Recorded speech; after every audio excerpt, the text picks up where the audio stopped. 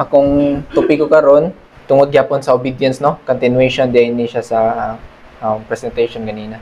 Nala ko ipakita sa inyo nga usa ka imahe, no? Nakita na to diha nga na ay usa ka ginikanan nga nagkuan sa iyahang anak, no? Isugo siya. Na nay Bible verse diha. Train up a child the way he should go. So, according sa inspiration, mao ni.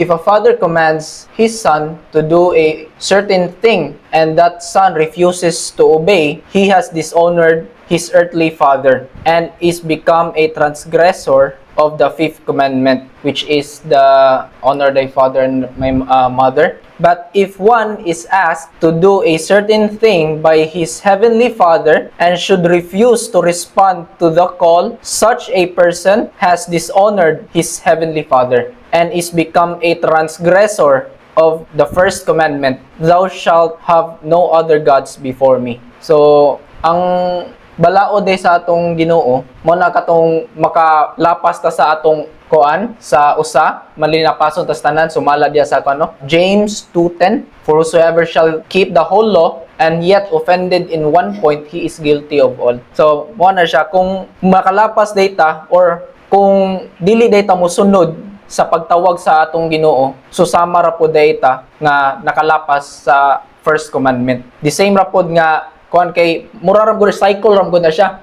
ang kuan 10 commandments. The same sa 10 sa last commandment, which is the thou shalt not covet, mahog ra gyapon na nakalapas ta sa first commandment nga thou shalt not have other gods before me. So dire sumala sa inspiration gingon, disobedience to the word of God is blasphemy, and blasphemy is hypocrisy. That is to say, they are not what they profess to be. Hypocrisy hides the crying sins under the appearance of virtue. This sin of hypocrisy is difficult to cure in that it is not easily discovered by men. We cannot understand the hearts of others nor discern between the cloak of hypocrisy and the life of holiness. Kuyaw siya kung dili siya makuha na. Sumala diri sa chart, nala ko yung gusto ng ipunto diri. So gikan sa kuan, kay siguro familiar na matatanan ni. Gikan sa 508, 538 na ay pula nga kabayo. Sa 538 padung sa 1798 na ay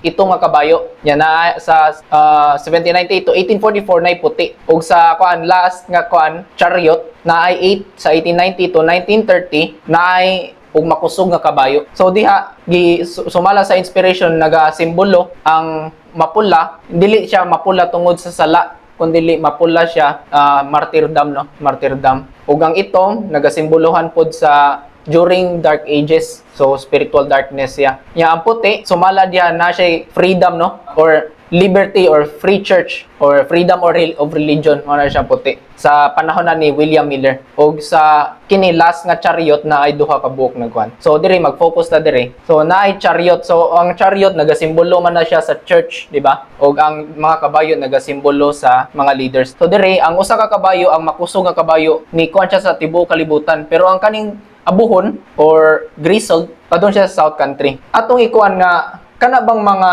kuan makaabot kahanat sila diha sa kanang mga kanang mga kabayo na nagdala sa church kung walay obedience, di ba? Dili gid siya makakuan, no? So kani siya malukop kay tungod sa obedience, di ba? Makakuan siya sa tibuok kalibutan. Karon kinsa man na ang kuan gikan sa 1890 to 1930, wala may lain nga kuan nga movement nga mao ang kuan na banggid ang Davidian, di ba? Mao ra gid siya. So mao ra gid siya makahuman sa buluhaton. Karon kung disobedient ang mga tao diha, makahuman ba sa buluhaton? Hindi, di ba? Dili. So nagingon diri ang inspiration. God has never had more than one movement in existence at that time, and it could not be otherwise now, for Christ cannot be divided. So di ma-divide si Christ. Kay usa ra gid ang iyang kuan gid nga moy mohuman sa buluhaton. So gingon diri, God's church is well marked in every generation by obedience to the present truth. Dili mahimo nga makahuman sa buluhaton ang katawhan sa Ginoo kung walay obedience. Importante gyud sa ato ang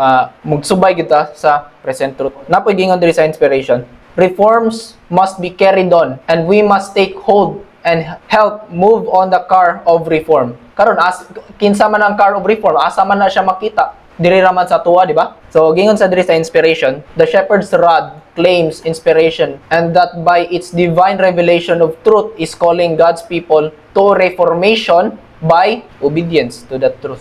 So, wala na ilain. Dili mahuman ang buluhaton kung wala ang obedience. So, importante gid siya. So, mali sa last slide, nagikon diri, the sheep and the goat, wheat and the tares, ug sa last, ang obedient ug disobedient. Duha ra gid na. So, mao ra to siya.